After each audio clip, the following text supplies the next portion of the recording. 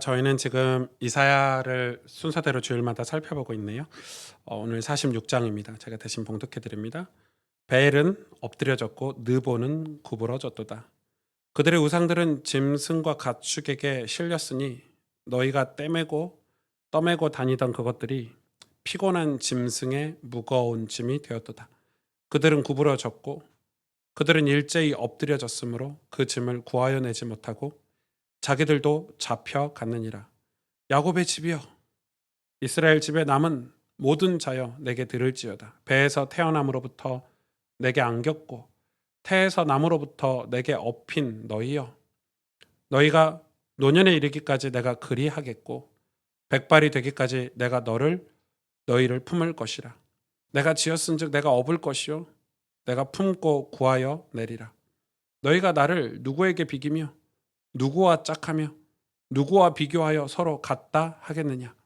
사람들이 주머니에서 금을 쏟아내며 은을 저울에 달아 도금장이에게 주고 그것으로 신을 만들게 하고 그것에게 엎드려 경배하며 그것을 들어 어깨에 메어다가 그의 처소에 두면 그것이 서 있고 거기에서 능히 움직이지 못하며 그에게 부르짖어도 능히 응답하지 못하며 고난에서 구하여 내지도 못하느니라.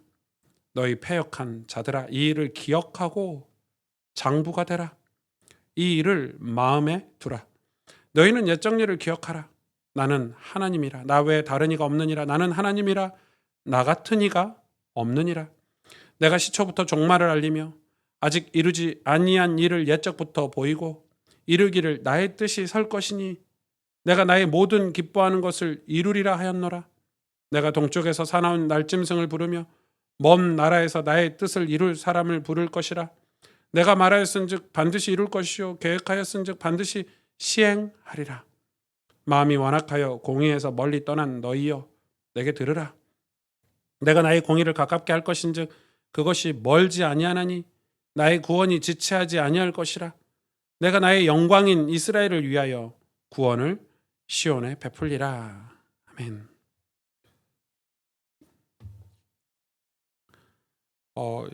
이 작년에 어떤 교회 목사님이 그 설교를 하는데 이런 설교를 하시더라고요.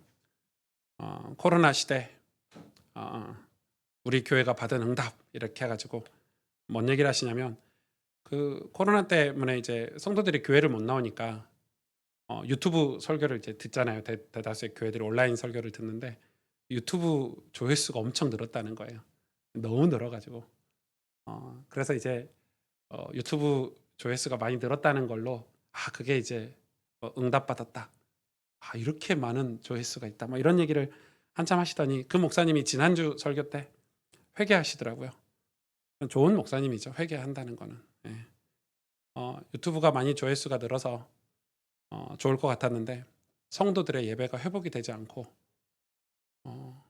실제 성도들은 그런 이 예배 상황에서 너무 힘들어하고 있는 모습들을 보고 자기 하나님 앞에 회개했다면서 그런 걸 기뻐하는 걸, 유튜브 조회수 늘어나는 걸 기뻐한다고 회개했다, 이런 식으로 설교를 하고 계시더라고요.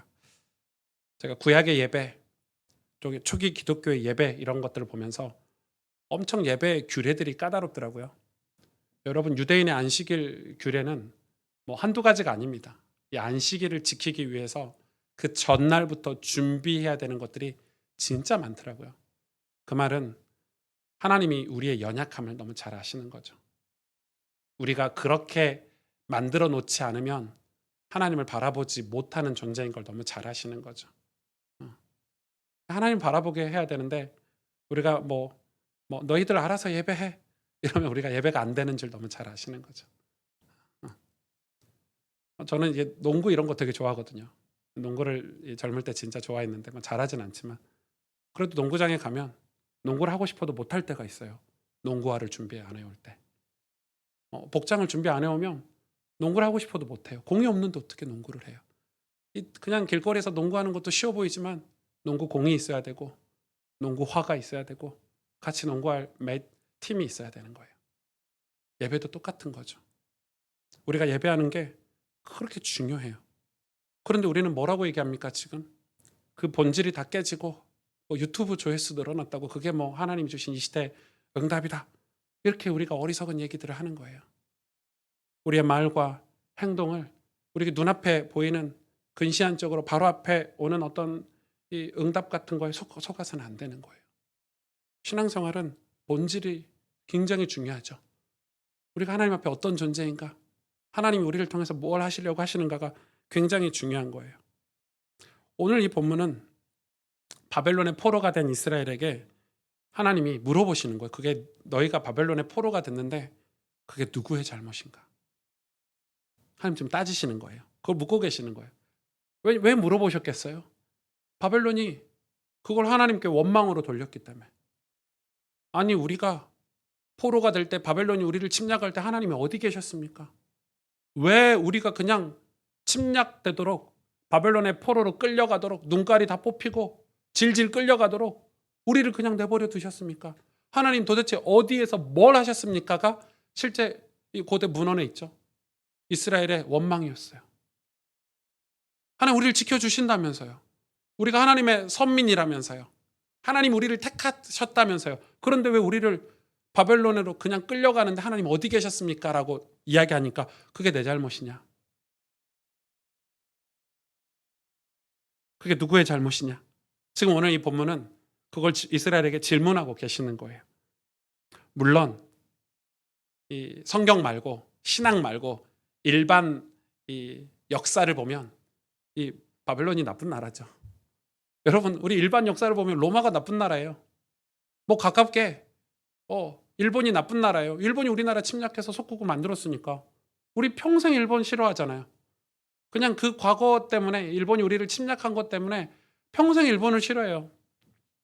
그러니까 역사적으로 보면 강대국이 약소국을 침략한 거는 무조건 강대국 잘못이 맞아요. 나쁘죠. 우리 아무 잘못도 안 했는데 침략했으니까. 로마가 수많은 나라들을 정복하고 했으니까. 그런데 이스라엘 오늘 본문에 바벨론이 나쁜 거냐?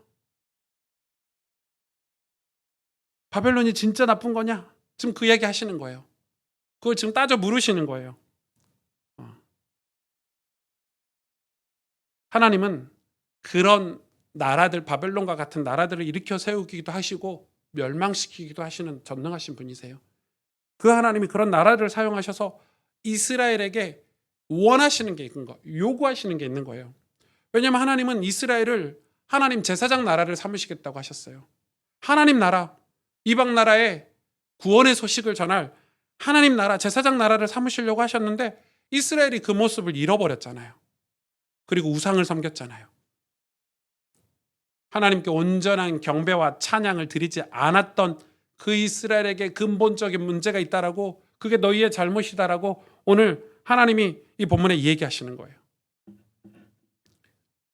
제가 제 모교에서 전도사를 시작을 했는데, 제가 모교에서 전도사하고 목사로 한 10년 사역하다가 개척한 거거든요. 제가 전도사를 시작한 지 한 두 해인가 세 해 때인가 저희 그 장로님께서, 저희 부장 장로님께서 자기 친구가 신문사를 하세요. 아는 분이. 근데 그 신문사에 이 청소년 아이가 하나가 왔다는 거예요. 근데 비행 청소년이었는데 그 친구가 이제 뭐 소년원에도 갔다 오고 그래서 신문사에서 이제 먹여주고 재워주고 이렇게 케어를 하고 있는데 전사님 그 아이를 좀 만나서 좀 도와주시죠. 이렇게 부탁을 하셨어요. 기억하실지 모르겠어요, 우리 교사분들은. 제가 그 친구를 만나러 갔죠. 신문사를 저는 신문사를 처음 가봤어요. 지금은 신문사가 많이 죽었죠, 온라인 때문에. 근데 그때 신문사는 제법 이렇게 일도 많고 안에 숙박 시설이 있다는 것도 처음 알았어요. 이게 걔를 만났는데 고개를 푹 숙이고, 저는 이제 제가 사역하는 스타일을 이제 여러분은 저를 아시잖아요. 제가 이 친구를 만나가지고 야 고개 들어. 내가 복음 메시지를 전할 테니까 들어. 예수님 영접해서 하나님 자녀다. 이런 스타일이 아니고 저는 가면 한 두세 번 서너 번 만나면서 이 아이의 상황을 다 파악하는 스타일인데 저는 무조건 사역을 그렇게 하거든요. 이 친구를 파악을 해야 되는데 이 친구가 이제 왜 어떤 상황에서 이 지경이 됐는지, 지금 여기에서 나를 만나게 됐는지, 이 친구를 좀 파악해 보니까 이제 부모님이 이혼하셨고 뭐 아버지가 알코올 중독자시고 어머니는 집을 떠났고 뭐 이런 대다수 비행 청소년이 그런 가정에서 그렇게 나오잖아요. 이 친구가 이제 왜 소년원에 갔다 왔는가 했더니 이제 물건을 훔친 거죠. 도둑질을 하고 어쩌다가 이 신문사 사장님을 만나게 돼서 이 신문사 사장님이 그 소년원의 뭐라고 그래요? 그 소년원의 사역 봉사활동 가시다가 이 친구를 만난 거죠. 복이죠. 그래서 거기서 나와서 이 친구를 이제 약간 보호자처럼. 근데 이 친구를 보호해 주는 신문 사장님도 너무 바쁘니까 이 아이를 그냥 계속 이렇게 신문 배달만 하게 할 수는 없잖아요. 검정고시도 보고 또 이런 거를 좀 도와달라고 우리에게 요청을 하신 거죠. 그래서 이제 상황이 다 파악이 돼서 이 친구 너무 딱하게 생각해가지고 저희가 이제 이 장로님이 저한테 돈도 좀 주셨어요. 전도사님 돈 없으니까 저 월급 70만 원 받을 때니까 가서 그 친구랑 밥도 좀 드시고 또 영화도 보시고 책도 사보시고 뭐 이러면서 용돈을 주실 텐데 그 돈 가지고 이제 하다가 이거는 이렇게 해서 될 일이 아니고 이 친구가 공부할 수 있는 길을 좀 열어야 되겠다. 제가 그래 저희 교사들한테 아이를 장학금 줄 수 있도록 검정고시 볼 수 있도록 이런 비용을 조금 만들어야 되겠다 해서 교사들하고 같이 기도하면서 저희 교사 모임 때 이 아이에 대해서 이야기하고 그런 비용을 받아가지고 이 아이를 위한 어떤 뭐라고 해요? 이 펀드를 한 거죠. 그리고 이 아이에게는 이야기했어요. 네가 교회 안 와도 돼. 사실 이 아이가 교회를 와도 좀 문제인 거예요. 왜냐하면 이 아이는 소년원도 갔다 왔고 정상적이지 않은데 교회 오면 교회 애들은 다 정상적이잖아요. 교회 애들은 부모님이 다 교회 다니고 막 학교 다니고 이러니까 얘가 그 갭이 클 거란 말이에요. 그래서 저는 이 아이가 교회 오는 것도 되게 조심스러웠어요. 굉장히 조심스러웠고 그래서 이 아이를 교회 오는 게 중요한 게 아니고 이 아이가 살 길을 만들어주는 게 중요해서 그래서 검정고시 보는 거 또 이 아이가 공부할 수 있도록 대학교를 갈 수 있는 자금을 마련하는 거 이런 걸 다 세팅을 해놓고 이 아이를 사역을 했거든요. 그리고 이 아이에게 얘기했어요. 네가 진짜 마음만 잘 먹으면 그리고 네가 바르게만 방향만 가면 내가 너 대학 갈 때까지 우리 교회가 너 서포트 해줄게. 널 도와줄게. 그 친구를 한 6개월, 5개월 이렇게 만났나요? 갑자기 월요일인가 화요일인가 전화가 왔어요. 그 신문사 사장님 이게 청천벽력 같은 소리였어요. 저한테는. 왜 전화가 왔는지 몰랐죠. 저는. 소년원에 갔다는 거예요. 도둑질을 또 한 거죠. 제가 한 번은 용서가 되잖아요. 한 번은 이해가 되잖아요. 그래서 그 친구를 또 우리가 노력해가지고 또 끄집어냈어. 또 갔거든요. 예. 제가 그때 진짜 많이 느꼈어요. 아무리 우리가 주변에서 이 친구를 도와주려고 해도 이 친구를 다 이렇게 케어를 해주려고 해도 이 친구가 정신을 못 차리면 이 친구가 마음을 먹지 않으면 이 주변의 도움은 아무 소용이 없는 거구나. 진짜 우리가 그 친구를 사랑했어요. 제가 우리 교사 권사님들 보고 이 친구 그 신문사에서 먹고 자는 맨날 라면 먹고 이러니까 반찬, 밥 다 공급했거든요. 우리 권사님들 저 때문에 괴로워 죽으려고 그랬을 거예요. 제 밥도 안 먹는데 권사님 집에 가가지고 장로님 집에 가가지고 반찬 다 담아 놓으셨어요. 이래가지고 그래서 얼마나 힘들어요. 저 공부할 때인데 그래도 이 친구가 안 변하면 본인이 그걸 의지해서 하지 않으면 안 되는 거더라고요. 이스라엘이 자기들이 왜 포로가 됐는지 지금 모르는 거죠. 하나님이 사랑하시고 다 주셨는데 그 주신 거를 이스라엘이 어떻게 생각했는지 그걸 어떻게 이해하고 있는지 그게 굉장히 중요한데 이스라엘은 지금 자기들이 왜 포로가 됐는지를 모르는데 오늘 본문에 그거에 대해서 하나님이 우리 너하고 한번 따져보자. 누구 잘못인지. 그게 우상 때문이라는 거예요. 성경은. 오늘 1절 2절을 볼까요? 벨은 엎드려졌고 느보는 구부러졌도다. 그들의 우상은 짐승과 가축에게 실렸으니 너희가 떠매고 다니던 그것들이 피곤한 짐승의 무거운 짐이 되었도다.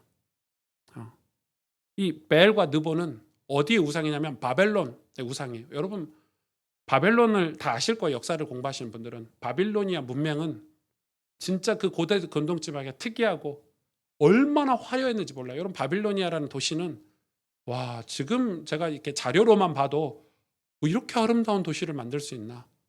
그 문화와 문명이 꽃을 얼마나 빵 피웠는지.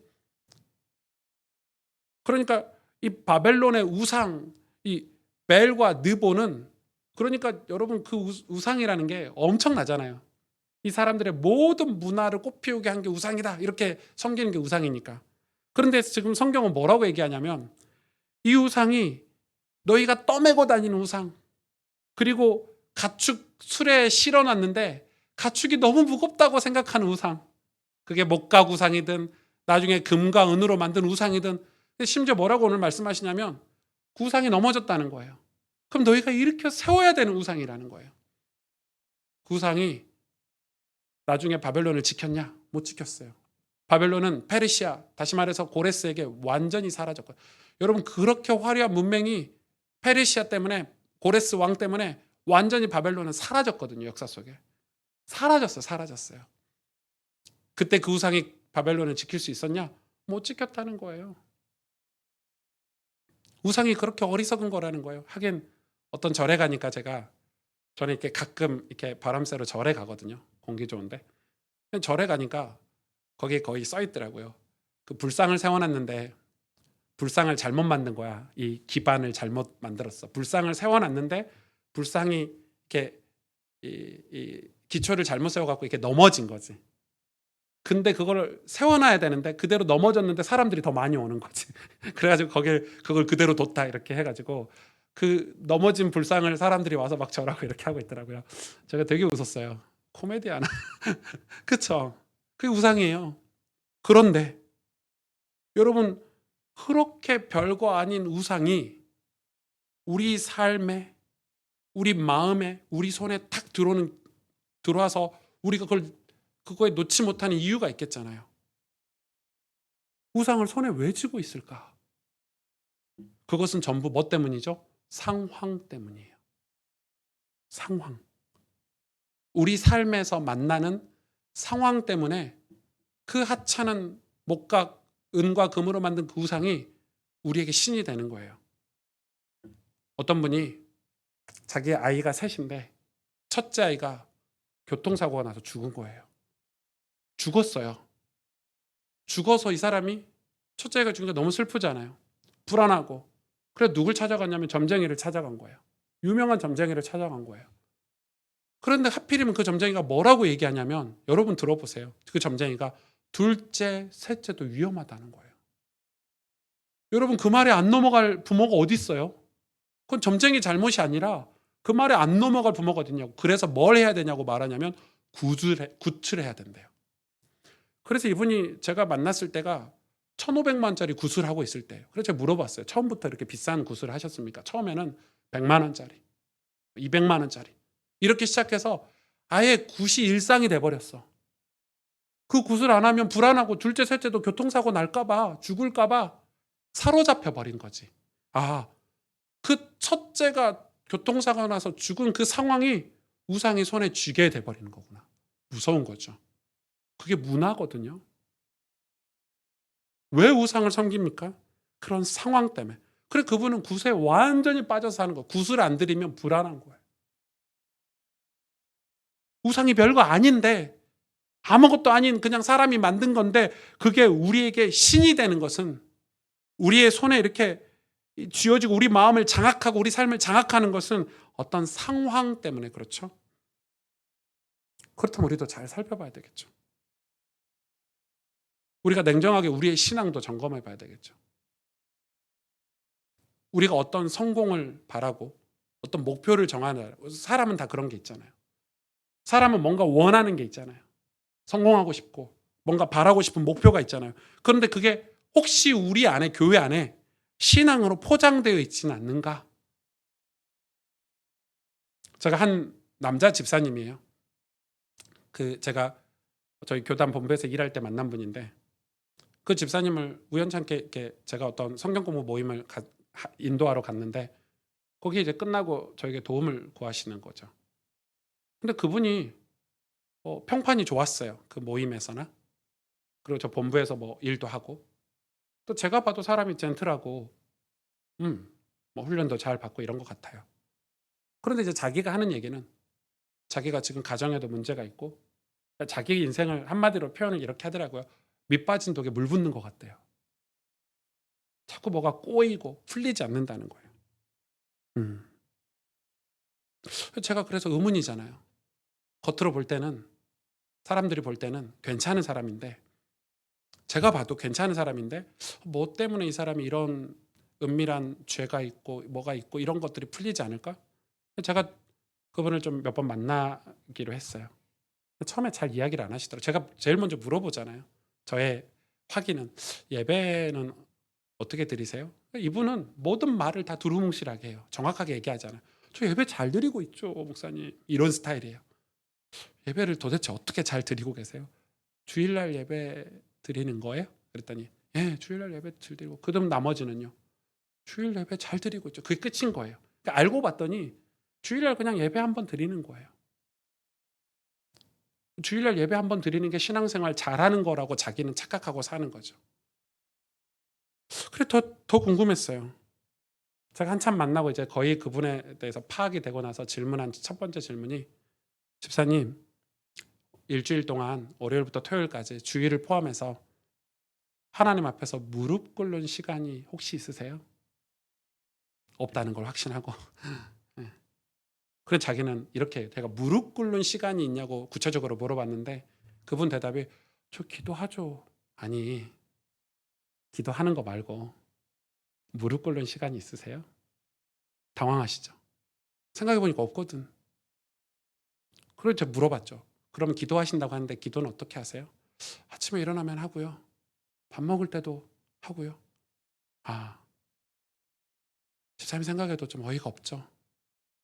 일주일 동안 진짜 기도하는 시간 없으시죠? 아침에 일어나서 오늘도 하나님 함께 해주세요. 이런 식이죠. 그리고 제가 물어봤어요. 그렇게 기도 안 하고 무릎 꿇지 않는 시간에 뭐 하시는 것 같으세요? 나중에 집사님이 자기 자존심 내려놓고 얘기하는 거예요. 게임, 핸드폰 게임. 그리고 자기가 나한테 처음으로 얘기한대요. 사실은 제가 맥주도 한 잔씩 하는데 교회 사람들은 몰라요. 이러면서 친구들하고 맥주 한 잔씩 하면서 수다도 떨고. 근데 제가 볼 땐 그것도 약하게 말한 것 같아. 그런 이 뭐죠? 그걸 뭐라 그래? 유흥 이런 것도 있는 거야. 은밀한 죄가 있는 거죠. 예, 여러분 그게 우상이에요. 근데 그분이 나중에 뭐라고 한 줄 아세요? 좀 우리 와이프 때문에 그런다는 거예요. 와이프가 나에게 스트레스를 준다는 거예요. 나중엔 그런 얘기도 해요. 우리 부모님 때문에 내가 그런다는 거예요. 아, 부모님 때문에 와이프 때문에 유흥업소 다니세요? 그렇구나.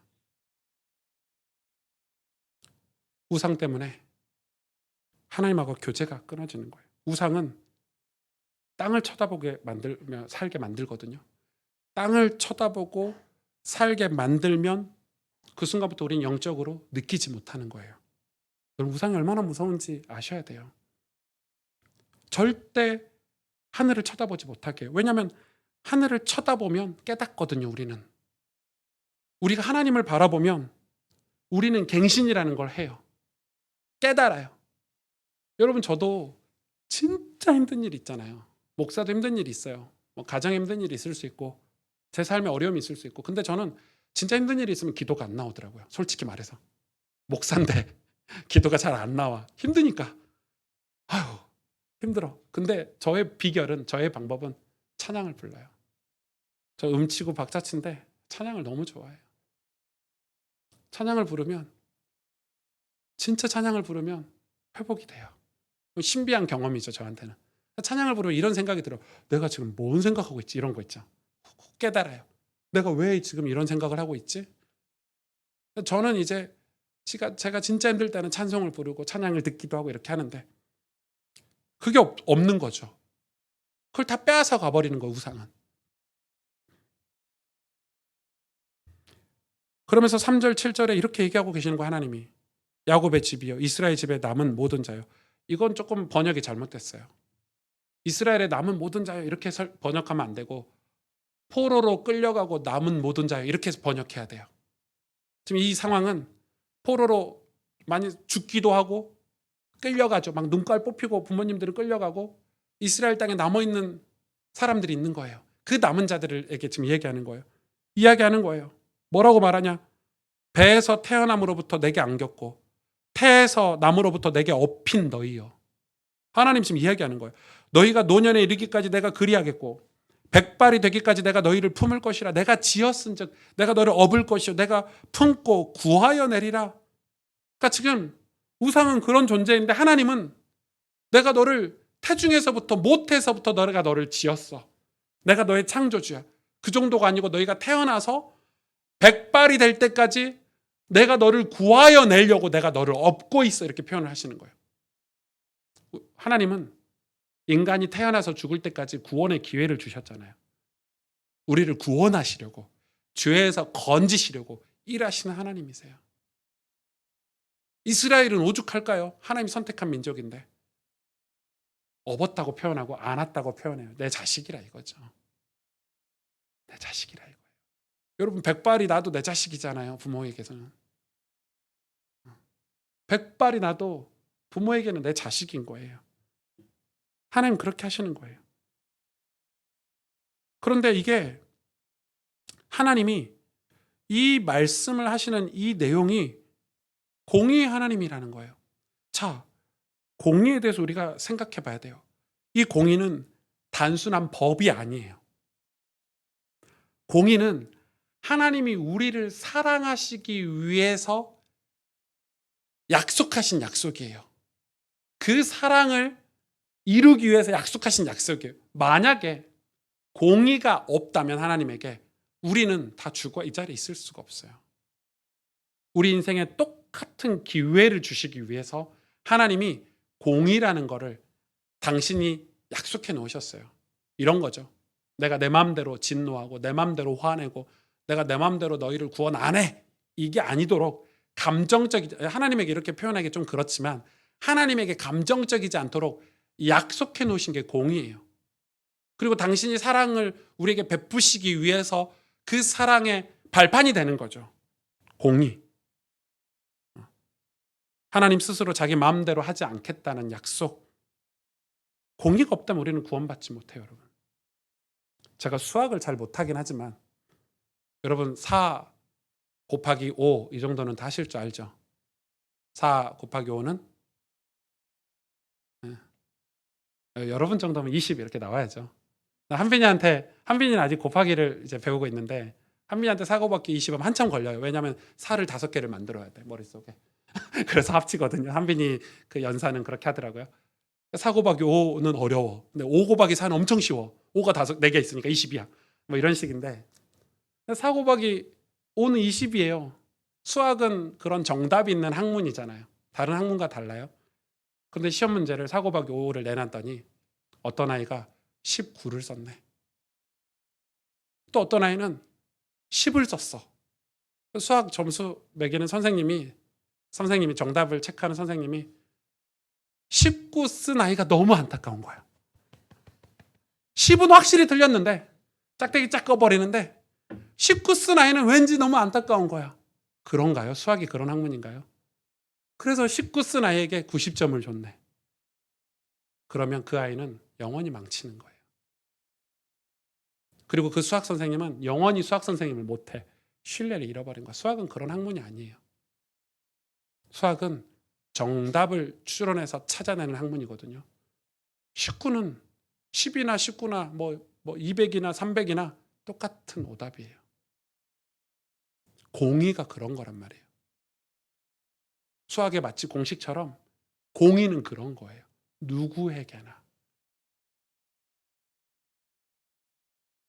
하나님은 불의한 우리를, 공의롭지 못한 우리를 공의롭게 하시려고 하시는 거예요.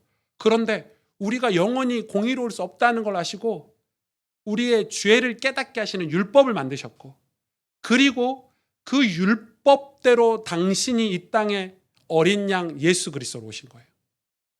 십자가 지셨고 누구든지 그를 믿는 자마다 구원 얻을 길을 여신 거예요. 하나님은 죄에 대해서 반드시 심판하세요, 여러분. 지금도. 그러나 그 죄값을 대신 치르도록 독생자 아들을 보내주신 거예요. 그 사랑은 공의 때문에 이루어지는 거예요. 그런 공의를 오늘 말씀하시는 거예요. 이게 무슨 공의냐라고 여러분 생각할 수 있겠지만 내가 너를 태어나면서부터 백발이 될 때까지 내가 너를 그 사이에 구원할 거야. 하나님의 공의예요. 약속하신 거예요. 그게 하나님이세요. 그래서 하나님은 당신의 아들 독생자 예수 그리스도를 십자가의 어린 양으로 보내시고 우리를 구원하시는 일을 지금도 하고 계시다는 거예요. 그런데 문제는 우리예요.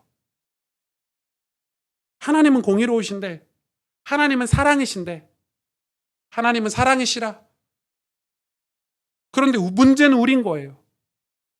십자가로 나아가면 살 길을 열어주시는 하나님의 공의, 기도하면 은혜를 베푸시는 하나님의 공의, 보호자 앞에 나아가 예배하면 우리를 온전한 거룩한 삶으로 일으켜 세우시는 그 하나님의 공의, 그런데 우리는 아무것도 하지 않는다고요. 갈라디아서의 말씀이, 제가 오늘 본문을 설명하려고 하는 건 아니기 때문에 복음이 우리를 자유케 한다는 말씀이 있어요. 그렇죠? 그래서 그 갈라디아서 말씀을 가지고 우리가 구약의 율법에서 제사에서 자유로워지고 이제 예수 그리스도 안에 속했다, 이게 갈라디아서 메시지예요. 그런데 그거에서 뭐가 나왔죠? 값산 구원론이 시작이 돼서, 그래서 값산 구원론자들은 전부 갈라디아서 말씀을 붙잡고 있어요. 복음이 우리를 자유케 했대요. 자유롭다는 거예요. 자유를 오해했죠.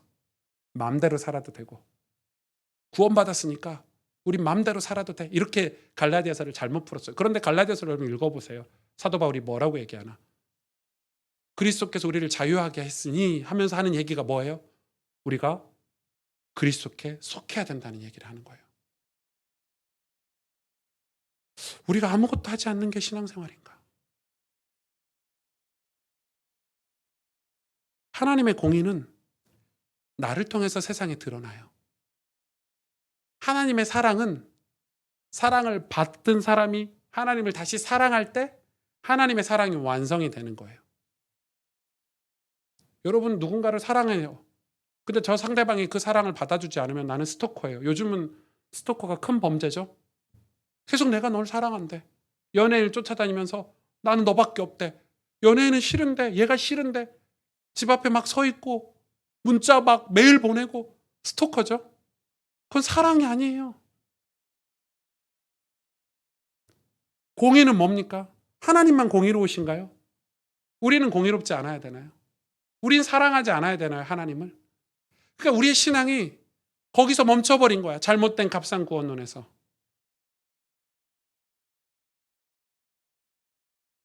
제가 요즘 80년대, 90년대 찬양을 많이 듣거든요. 뭐 경배와 찬양이나 뭐 예수전도나 이런 찬양 영상이 있잖아요. 많이 봐요. 보면 그때 감동을 많이 느껴요. 그 뭐 체육관 같은데, 뭐 교회 같은데 꽉 차서 찬양하는데 특이한 장면 여러분 보시면 알 거예요. 거기 아이들이, 중고등학교 아이들이 와 있어요. 왜 중고등학교 아이들인 줄 아냐면 교복을 입고 있으니까. 교복을 입은 아이들이 그 경배와 찬양 뭐 집회 같은데, 예배 같은데, 부흥회 같은데 앞자리에 앉아가지고 그 여자아이들이 교복 입고 무릎 꿇고 회개하고, 그 당시에 그 경배와 찬양 때는 예배 들어가는 입구에 큰 바구니를 뒀대요. 함을 뒀대요. 그게 뭐냐면 예배 끝나고 나가면서 아이들이 담배 같은 거, 나이타 같은 거 다 회개하고 넣고 가라고. 그걸 강요하지 않는데 거기 수북히 쌓인대요. 그게 그 당시의 예배였어요. 그냥 은혜 받아서 좋다가 아니라 그게 그 시절의 힘이었어요. 그래서 그 시절에는 예수 믿는 사람 이러면 이 함부로 말을 하지 않았어요. 나는 못하는데 당신은 거룩하게 사는구나. 나는 그렇게 못하는데 당신은 사랑하며 사는구나. 귀하게 여겼어요. 그 당시에 목회자들은 얼마나 존경받았는지 몰라요. 그러나 지금은 교회 다니는데 똑같이 술 먹고 똑같이 음담 패설하고 더해. 교회 다니는 사람들이 말도 더 상스럽고 아주 사람을 죽여. 교회 다니는 사람들이 뭐 왕따 시키는 건 기본이고 세상 사람들과 똑같아요. 그건 우리의 삶이 뭘 잃어버렸냐? 공의를 잃어버린 거예요. 하나님 사랑을 잃어버린 거죠. 하나님은 공의 하나님이신데, 그래서 우리에게 공의를 주셨는데 우리가 하나님을 멀리한 거예요. 공의를 잃어버린 거예요. 우리 삶이 공의롭지 않은 거예요. 아니, 그 집사님에게 제가 그랬어요. 아니 집사님 뭐 중요한 일도 하신다면서 사명도 감당하고 제자라면서 어떻게 일주일을 살아도 단 한 번도 무릎을 꿇지 않습니까? 그 집사님 대답을 아직도 기억해요. 목사님, 무릎 꿇는 중직자가 몇 명이나 될까요? 되레 저한테 물어보더라고요. 아, 무릎 꿇는 걸 특별하게 생각하는 거예요. 목사나 특별한 사명 가진 사람들이나 무릎 꿇는 거라고 얘기하시더라고요. 그런 투로. 자기는 잘못 없다는 거죠. 아, 우리가 아침에 일어나서 침대에 무릎을 꿇고 하나님은 나의 주님이십니다라고 고백하고 시작하는 게 특별한 일이구나. 모두가 할 수 있는 일 아닌가요? 예수 믿는 사람이라면 당연한 일 아닌가요? 자기는 나한테 그래요. 목사님 요즘 시대에 바빠가지고 회사에서 직장에서 바빠 죽겠는데 기도할 시간이 어디 있어요? 기도할 장소도 없어요. 아니요. 회사 옥상에라도 가서 화장실에라도 들어가서 기도할 수 있어요. 환경이 문제인가요?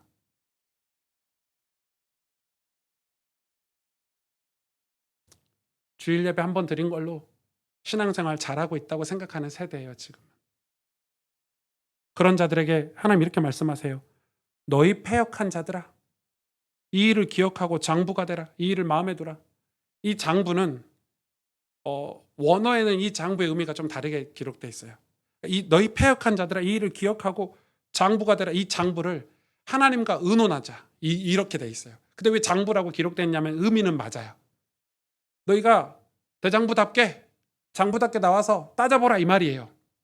하나님이 지금 계속 이스라엘 백성들에게 똑같은 어조로 얘기하는 게 뭐냐면 너희가 내 앞에 와서 같이 의논해 보자. 점검해 보자. 확인해 보자 얘기 계속 하고 계시잖아요. 너희가 누구 잘못이라고 너희가 나를 원망하고 있는데 너희가 환경을 탓하고 부모를 탓하고 있는데 따져보자. 누가 잘못했는지 우리가 진짜 점검해 보자. 그건 하나님이 진짜 이스라엘을 사랑하신 거예요. 사실 따질 이유가 없어요. 하나님 입장에서는 창조주신데 그냥 벌하면 되거든요. 벌 받는 이유 말해줄 필요도 없어요. 하나님이 그냥 멸망시키면 돼요. 죄지었으니까. 그런데 하나님 사랑하시는 거잖아요. 그래서 기회를 주는 거잖아요. 따져보자. 12절에 보니까 이렇게 말씀하고 계세요. 아니 11절에 내가 동쪽에서 사나운 날짐승을 부르며 먼 나라에서 나의 뜻을 이룰 사람을 부를 것이라. 고레스죠. 고레스. 바벨론을 멸망시킬 거라 이거예요. 내가 말하였은즉 반드시 이룰 것이요 계획하였은즉 반드시 시행하리라. 그러면서 얘기하시는 거예요. 12절 마음이 완악하여 공의에서 멀리 떠난 너희여. 그러면서 뭐라고 그래요? 내게 좀 들어라. 바벨론이 내 문제냐? 바벨론 문제냐? 너희 마음에 완악하고 공의에서 멀리 떠난 너희 문제 아니냐? 지금 이야기하고 계시는 거예요. 하나님 우리에게 지금 너희 옛 정리를 다시 다 떠올려서 너희가 여기까지 지금 어떻게 왔고 너희가 처음에는 하나님을 정직하게 예배했는데 어떤 상황에서 지금 우상을 섬기고 있는지 살펴보라는 거예요. 컨설팅 하라는 거예요. 우리는 그걸 잘 못하죠. 왜? 뭐 때문에요? 자존심 때문에. 우리가 자녀를 키워도 부모님들이 내 자식을 너무 잘한다고 생각해요. 내 자식이니까 내가 너무 잘 알아. 그게 그 부모의 오판이에요. 내 아이 성향이 문과 같아. 그래서 막 논술 가르치고 문과 가도록 막 쏟아부었는데 애가 너무 힘들어하고 지쳐하고 나중에 전문가한테 가서 상담 받아보니까 이 아이는 이과입니다. 이 아이의 기질은 이과 기질입니다. 공대를 보내셔야 합니다. 그런 식인 거예요. 그래서 우리에게는 전문가가 필요해요. 그럼 도움 받으셔야 돼요. 부부간에 문제가 있으면 상담 받으시고요. 전문가 도움 받으세요. 돈도 그래요. 우리는 이상하지. 왜 이렇게 뭐가 돈이 안 모이고 계속 가난할까 상담 받으셔야 돼요. 그러면 내가 이상한데 돈 쓰고 있네. 돈이 새고 있네. 투자를 잘못하고 있네. 전문가를 만나면 훨씬 도움을 받을 수 있어요. 신앙이요. 너희가 어떻게 여기까지 왔는지 바벨론 포로까지 왔는지 옛 정리를 기억하고 장부답게 대장부답게 와서 나하고 이야기해보자 이 말이에요. 알고 봤더니 너희 마음이 완악한 거 아니냐. 그래서 공의에서 떠나서 여기까지 온 거 아니냐? 하나님이 물어보시는 거죠.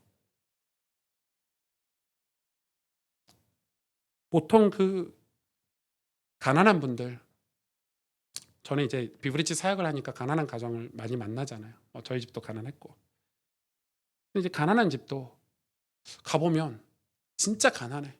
아빠가 알코올 중독자고 막 집이 막 난리야. 상황이 어떻게 해도 안 돼. 막 본인은 뭐 육체적인 이 장애가 있고 어떻게 해도 안 되는 상황인데 집에 가면 집이 깨끗하고 성실하게 노력해서 살고 우리가 도와주러 가면 괜찮아요. 더 어려운 사람 도와주세요. 감사합니다 하는 가정이 있어요. 그 사람에게 가난은 죄가 아니에요.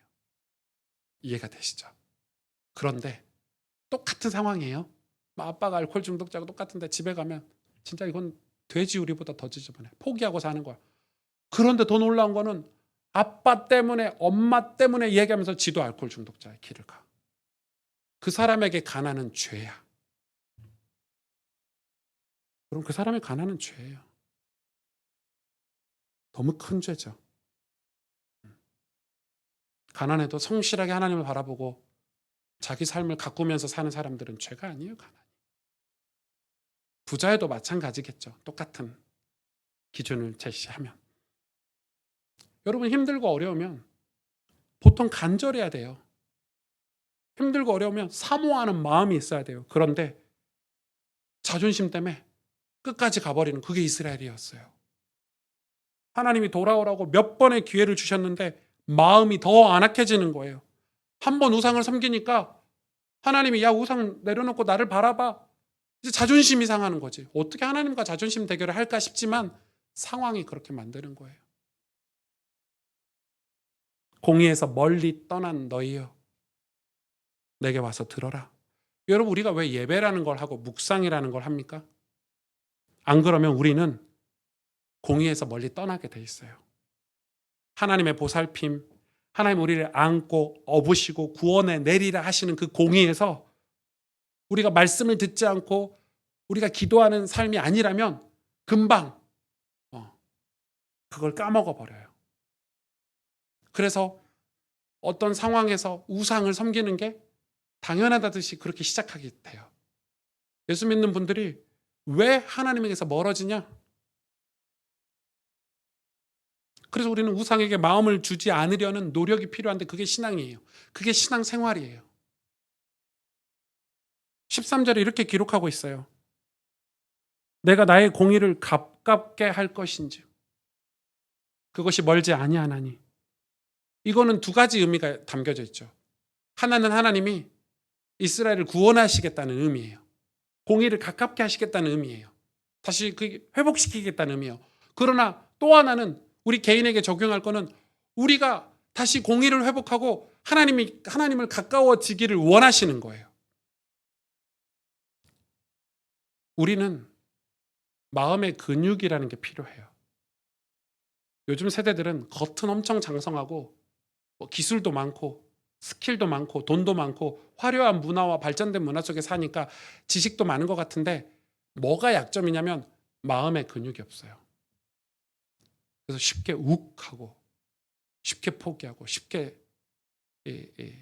인생을 끝내버리는 극단적인 세대예요. 그런데 자기들은 마음이 약하지 않대. 왜? 겉으로 가진 게 너무 많으니까. 그래서 강한 척해요. 더 강한 척하는데 더 강한 척하다 보니까 진짜 힘들고 어려울 때 절대자이신 하나님께 무릎 꿇지를 못하는 거예요. 도와달라고 구원해달라고 나를 좀 살려달라고 손을 내밀지 못하는. 왜? 그동안 강한 척하고 살았으니까. 그게 약한 거잖아요. 강한 척한 게 약한 거잖아요, 여러분. 그래서 그런 세대들이 교회 다니는 사람들, 하나님 앞에 무릎 꿇고 눈물 흘리고 기도하는 사람들을 손가락질하는 거예요. 약한 사람들이라고. 여러분 하나님을 의지하는 게 약한 사람들입니까? 십자가를 의지하는 게 그게 약한 사람이냐고요. 힘들고 어려우면 도움을 구하셔야 돼요. 내 아버지잖아요. 내 아버지 하나님이시잖아요. 우리는 우리 스스로 우리 마음을 강하게 할 수 없어요. 스스로 절대 마음의 근육이라는 게 생겨나지 않아요. 그런데 기도의 사람들은 마음이 얼마나 단단한지 몰라요. 기도의 사람들은 하나님을 신뢰하니까 마음이 자존심으로 돼 있는 마음이 아니고 아버지 하나님의 마음이 와 있기 때문에 마음이, 그래서 여러분, 아버지 하나님 마음이 와 있는 사람이니까 남의 발도 씻겨주는 거예요. 그 사람 영혼을 구원하려고 가서 발도 씻겨주고 헌신도 하고 내 자존심 내려놓고 내가 어떻게 사느냐가 중요한 게 아니라 그 사람을 살리기 위해서 그 낮은 자리로 가는 거예요.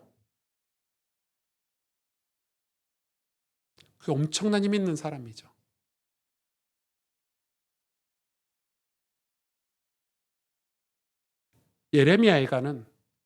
예레미야가 바벨론의 포로가 되는 상황을 보고 슬픈 노래로 지은 노래예요.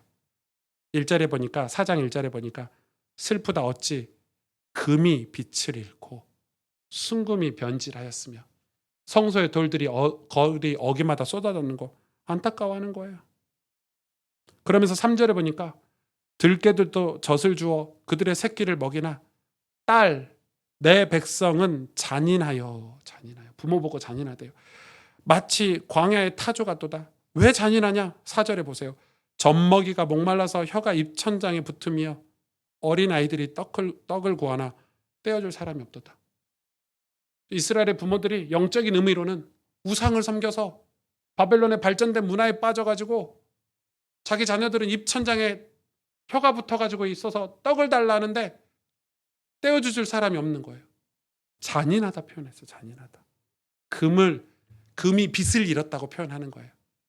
원래 이스라엘의 힘은 신앙이잖아요. 믿음을 자녀들에게 양육하고 가르치는 것, 그걸 잃어버렸다는 거예요. 또 하나는 역사적으로도 설명을 하는 거예요. 에레미야가 부모들이 다 바벨론의 포로가 되고 눈깔 뽑히고 잔인하게 잡혀가고 자녀들을 먹일 사람이 없는 거예요. 그 이유를 17절에 이렇게 얘기하고 있어요. 우리가 헛되이 도움을 바람으로 우리의 눈이 상함이요. 우리를 구원하지 못할 나라를 바라보았나이다. 이스라엘이 누굴 바라봤어요? 바벨론의 우상을 섬겼거든요. 바벨론을 바라봤는데 바벨론이 자기들을 침략했다니까요. 헛된 도움을 바랬어요. 눈이 상해버렸어요. 그래서 이 아이들이 어떻게 돼요? 이스라엘이 어떻게 됐어요? 금이 빛을 잃고 순금이 변질해버린 거예요. 사람들이 하나님을 떠나고 하나님의 공의에서 멀어지고 땅만 쳐다보고 사니까 우상을 섬기니까 마음이 강팍해지고 부모들도 돈돈돈하니까 자녀들의 마음을 헤아리지 못하고 이웃을 사랑하는 마음, 부모를 공경하는 마음, 그런 마음도 가르치지 못하고 패역한 세대가 돼버리는 거예요. 얼마 전에 영상을 하나 봤는데 영상 보고 여러분 저는 욕을 못해요. 제가 심한 욕은 에이씨 뭐 이 정도예요. 그게 저한테 가장 심한 욕인데 진짜 욕이 나오더라고요. 무슨 영상을 봤냐면 고등학생들이 자기 담배를 사야 되는데 편의점에 담배를 안 팔잖아요. 신분 때문에, 그 나이 때문에. 그 할머니 할아버지들, 공원에 있는 할머니 할아버지를 뒤통수를 때려가지고 담배 셔틀을 시키는, 영상 보셨죠? 저런 썩을 죽일 놈들, 나쁜 놈들. 국가는 뭐 하는지 모르겠어요. 그런 애들 안 잡아가고. 네. 그런 애들이 대학 가고 직장 가고 어른 돼서 이 사회를 이루는 거잖아요. 그런 애들이 어른 돼서 똑같이 행동하는 거예요. 그래서 음성이 들리더라고요. 노인네 보고 늑다리들이 뭐 이러면서 고등학생이 할머니 할아버지 보고 늑다리 같은 뭐 이러면서 와 끔찍하대요. 지금 우리가 애들 학원 보내고 공부시키는 거 좋아요. 저도 제 모든 능력을 다 동원해서 저희 아이들에게 공부할 기회를 제공할 거예요. 최선을 다할 거예요. 그러나 우리는 아이들의 마음을 살펴야 돼요. 주님을 예배하는 마음이 있는지 없는지, 부모 어른들을 공경하는지, 친구와 이웃들을 사랑하는 마음을 가지는지, 그게 교회가 해야 될 교육이에요. 그게 고민이에요. 아이들 입천장이 말라붙었대요. 떡을 구하는데 줄 사람이 없는 거예요. 왜? 부모들이 다 우상 섬기는데 어떻게 떡을 줘요? 어떻게 말씀을 주냐고요. 부모들이 다 바벨론의 우상을 섬기고 있는데 어떻게 자녀에게 떡을 떼줄 수 있냐고 하나님 말씀을. 빛을 다 잃어버렸대요. 우리가 우상을 섬기면 계산적으로 그게 맞아 보이잖아요. 계산적으로.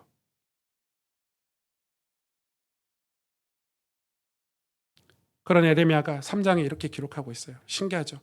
주께서 내 심령이 평강에서 멀리 떠나게 하시니 내가 복을 내어버렸으며 스스로 이르기를 나의 힘과 여호와께 대한 내 소망이 끊어졌다 하였도다. 내 고초와 재난 곧 쑥과 담즙. 쑥과 담즙은 힘들다는 거죠. 힘들다는 걸 쑥과 담즙으로 표현하는 거예요. 쓰디쓴 인생. 내 마음이 그것을 기억하고 포로된 걸 기억하고 내가 낙심되오나 21절 보세요. 이것을 내가 내 마음에 담아두었더니 그것이 오히려 나의 소망이 되었사오면 여호와의 인자와 긍휼하심이 무궁하심으로 여호와의 인자와 긍휼이 공의죠 공의. 우리가 진멸되지 아니함이니이다. 이것들이 하나님의 공의가 인자와 긍휼이 아침마다 새로우니 주의 성실하심이 크도리다. 하나님의 성실 한결같다는 거예요. 약속하셨어요.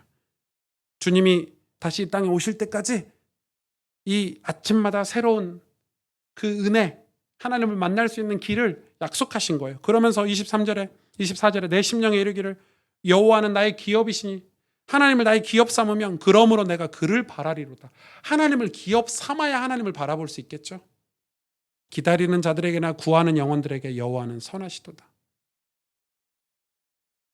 예레미야가 다 망해가는 이스라엘의 영적인 삶을 보고 기도하는 장면인데 무슨 기도예요? 여호와의 인자하심과 긍휼이 무궁하다는 거예요. 주의 성실이 아침마다 그의 공의가 새롭다는 거예요. 그 앞에 가면 여러분 우리 인간은 하나님을 가까이 두고 살지 않으면 금방 땅에 눈이 가요. 어느 순간에 내 손에 우상이 들어와 있어요. 근데 그런 줄 모른다니까요. 그래서 아침마다 하나님 앞에 나아가면 긍휼과 인자하심을 우리를 깨워주시겠다고 약속하신 거예요. 기독교인들에게 매일 아침 묵상하는 거, 매일 밤 묵상하는 건 필수겠죠. 우리의 무릎 꿇음이 필수겠죠. 근데 무릎을 어떻게 꿇을 수 있어요? 하나님이 나의 기업이다라고 인정이 돼야 무릎을 꿇을 수 있는 거예요. 하나님이 나의 전부다.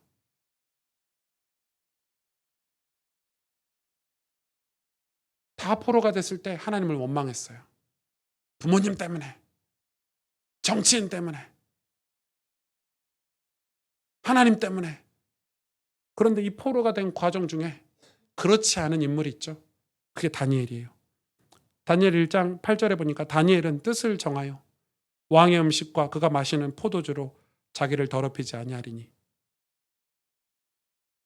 자기를 더럽히지 아니하려고 환관장에게 구하니.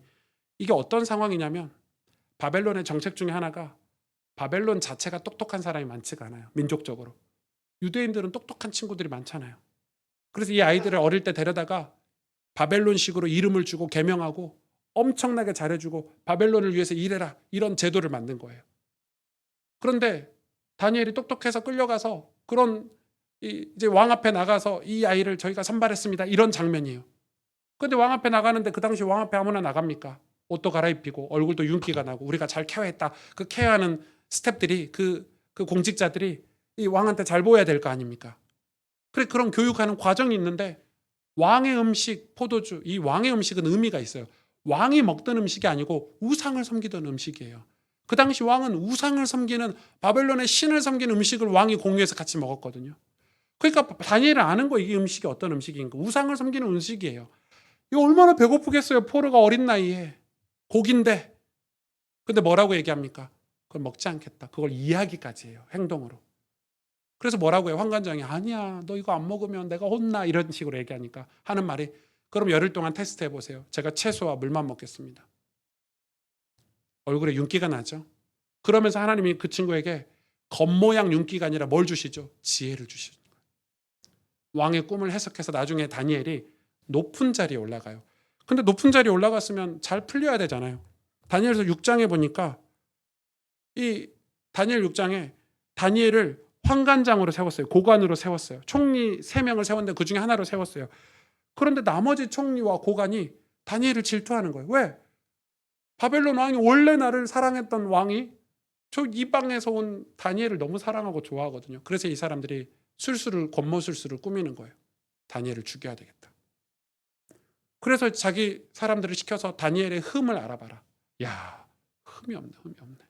얼마나 투명하고 뭐 뇌물을 받은 것도 아니고 총리가 뇌물 좀 자기들은 뇌물 받아 다 집 지어놨거든. 다니엘도 그럴 줄 알았는데 다니엘은 일반 사람들이 사는 집과 똑같이 살았던 거예요. 흠이 없어. 털어서 먼지가 안 나. 너무 깨끗해. 그런데 한 가지 흠이 있죠. 자기들이 볼 때. 다니엘이 하는 행동이에요. 그게 뭐냐면 아침마다 창문을 열고, 마을 사람들이 다 알아. 그 당시 그 중동의 집들은 다 2층 집, 3층 집, 그래 뭐 이렇게 기둥들이 밖으로 나와 있는 집이에요. 스타워즈 보신 분들은 그런 집들 비슷한 거예요. 스타워즈에 나와 있는 집들처럼. 거기 창문을 열면 사람들이 길거리 가다가 다 보이는 거예요. 다니엘이 창문을 열고 예루살렘을 향해서 기도하는 거예요. 옳거니.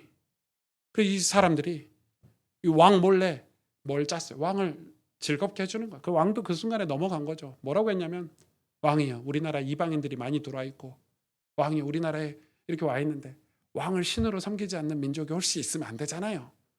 그래서 왕이요, 이번 기회에 한 달 동안 기간을 정해서 한번 잡읍시다. 다른 신에게 왕을 섬기지 않고 다른 신에게 절하면 사자굴에 집어넣읍시다. 풀무불에 집어넣읍시다. 조서에 언을 찍은 거. 왕은 기분 좋죠. 왕이 나중에 후회했죠. 다니엘이 그거에 걸려있을 줄 알았나. 어리석게. 그 이야기예요. 네가 꼭 네 하나님을 섬겨야 되겠냐. 다니엘이 뭐라 그래요? 왕이요, 내가 하나님을 섬기는 일을 그만둘 수 없습니다. 사자굴에 들어가 혹시 내가 사자에게 죽임을 당할지라도 저는 하나님 섬기는 일을 포기할 수 없습니다. 얼마나 확신 있게 얘기했던지 사자굴에 집어넣고 왕이 밤새 잠을 못 잤죠. 그 다음날 찾아가요. 다니엘에게 얘기하죠. 죽었는데 분명히. 다니엘아, 네가 살아계신 하나님이 너를 구원하시기에 합당하셨느냐? 깜짝 놀라죠. 신하들이 다 깜짝 놀랐죠. 왕이요, 만세수를 하옵소서. 왕이 이야기하죠. 살아계신 여호와 앞에 우리가 예배할 것이다. 이 나라가. 그럼 바벨론이 그 다니엘 한 사람 때문에 변화되기 시작한 거죠.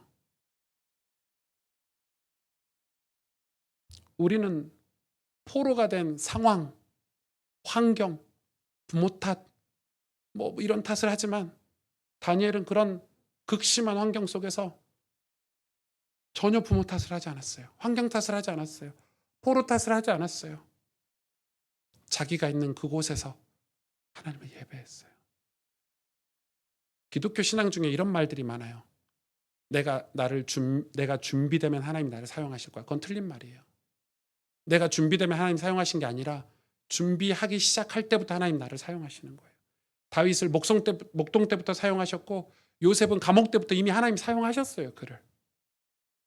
근데 기독교 신앙은 마치 준비할 때는 하나님이 함께 하시지 않는 것 같고 준비할 때는 내가 준비해야 되는 것 같고 내가 뭔가를 갖춰야 하나님께 영광을 돌리는 거라고 생각을 해요. 아주 그릇된 말이에요. 내가 준비되면 쓰신다 이런 말들은. 그래서 내가 훌륭하게 안 사는 거예요. 아예 포기하고 사는 거예요. 아니죠. 제가 개척교회 목사라고 제 목사의 삶이 형편없으면 되겠습니까? 내가 큰 대형교회 목사처럼 훌륭하면 대형교회가 돼야 내가 훌륭한 목사가 될 수 있습니까? 아니죠. 작은 개척교회지만 저는 훌륭하게 살아야 돼요. 맞잖아요.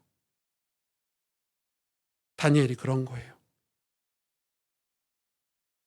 우리의 예배나 우리의 삶에서 살아내는 믿음, 우리가 하고 있는 기도, 하나님을 사랑하는 것, 그게 하나님의 공의예요. 공의를 하나님이 가깝게 하신대요. 우리를 통해서 하나님이 공의를 드러내시는 거예요.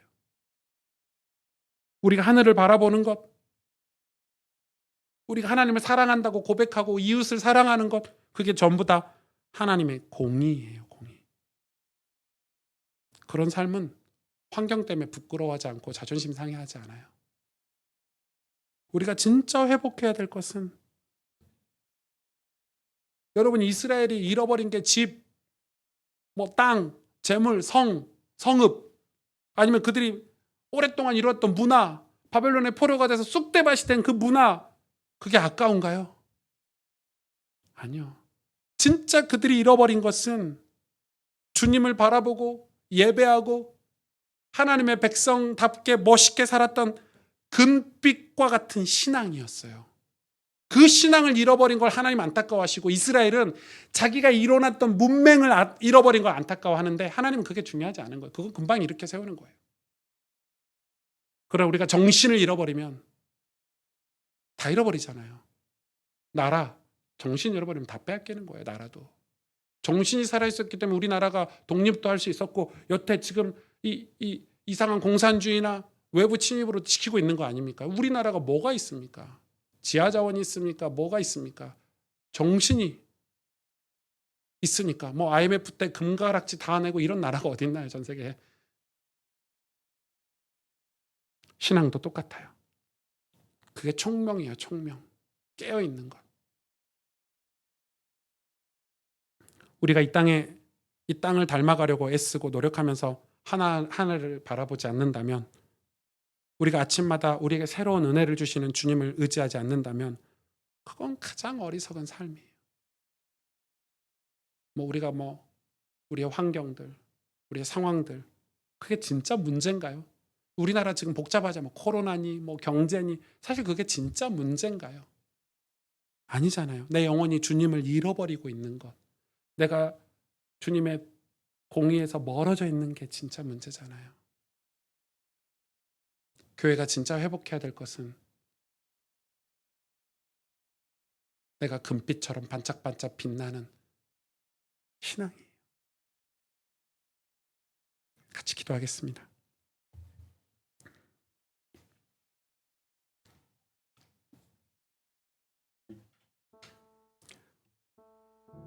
우리가 어떤 상황이나 환경을 탓하고 살 수 있죠, 배경을. 그러면서 실제로는 주님을 바라보고 예배하는 게 실제로는 없는 거예요. 빛을 잃어버렸어요. 어린 자녀들이 떡 달라고 해도 떡을 떼어줄 수 없을 만큼 황폐해져 버린 거예요. 왜? 우상을 섬기고 있으니까, 땅에 눈이 가 있으니까 자녀들에게 먹일 떡이 손에 없는 거예요. 하나님은 그런 우리에게 다시 돌아오라는 거예요. 다시 회복하라는 거예요. 하나님은 공의 하나님이라 항상 그 자리에 계시기 때문에 다시 돌아오기만 하면 된다는 거예요. 다시 우리의 신앙이 빛나길 원하시고, 우리의 영혼이 반짝반짝 빛나서 우리 인생도 하나님의 공의가 드러나고 하나님의 사랑이 드러나는 빛나는 인생이 되길 원하시는 거예요. 그래서 에레미야가 고백하잖아요. 아침마다 새롭고 새로우신 우리 주님, 그의 성실이 큼이라. 우리를 사랑하시는 그 인자하심과 그의 자비 무궁하구나. 다니엘이 그 노래를 이어받아 자기 삶으로 주님을 노래했어요. 우린 지금 어떤 우상에 사로잡혀 있습니까? 혹시 우리는 무엇에 우리의 빛을 잃어버리고 있습니까? 오늘 같이 기도하십시다. 다시 하나님 공의의 열매가 되길 원하고, 다시 하나님의 사랑이 되길 원하고, 다시 금빛과 같은 신앙이 우리에게 회복돼서 우리의 삶이, 우리의 영혼이 빛나서 우리의 인생도 하나님 공의와 사랑이 드러나는 빛나는 그런 인생이 되길 원합니다. 같이 하나님 앞에 기도하십시다. 하나님 감사합니다, 주님.